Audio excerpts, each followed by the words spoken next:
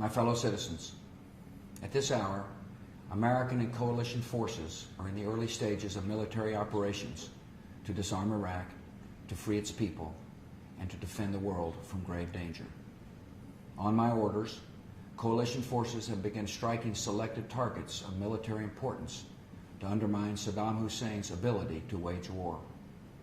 These are opening stages of what will be a broad and concerted campaign. More than 35 countries are giving crucial support, from the use of naval and air bases to help with intelligence and logistics to the deployment of combat units. Every nation in this coalition has chosen to bear the duty and share the honor of serving in our common defense. To all the men and women of the United States Armed Forces now in the Middle East, the peace of a troubled world and the hopes of an oppressed people now depend on you. That trust is well placed. The enemies you confront will come to know your skill and bravery.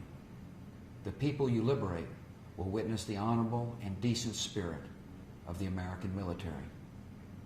In this conflict, America faces an enemy who has no regard for conventions of war or rules of morality. Saddam Hussein has placed Iraqi troops and equipment in civilian areas, attempting to use innocent men, women, and children as shields for his own military, a final atrocity against his people. I want Americans and all the world to know that coalition forces will make every effort to spare innocent civilians from harm.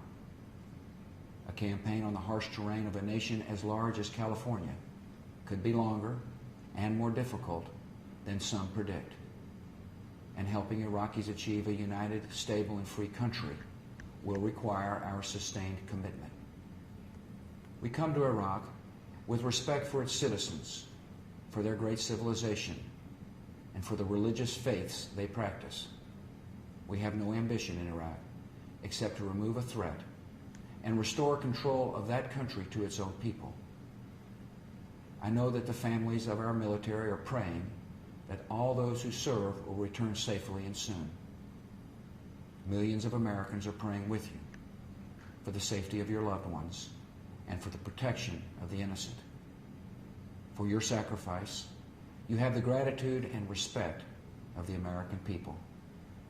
And you can know that our forces will be coming home as soon as their work is done.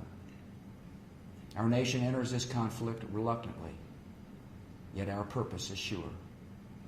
The people of the United States and their friends and allies will not live at the mercy of an outlaw regime that threatens the peace with weapons of mass murder.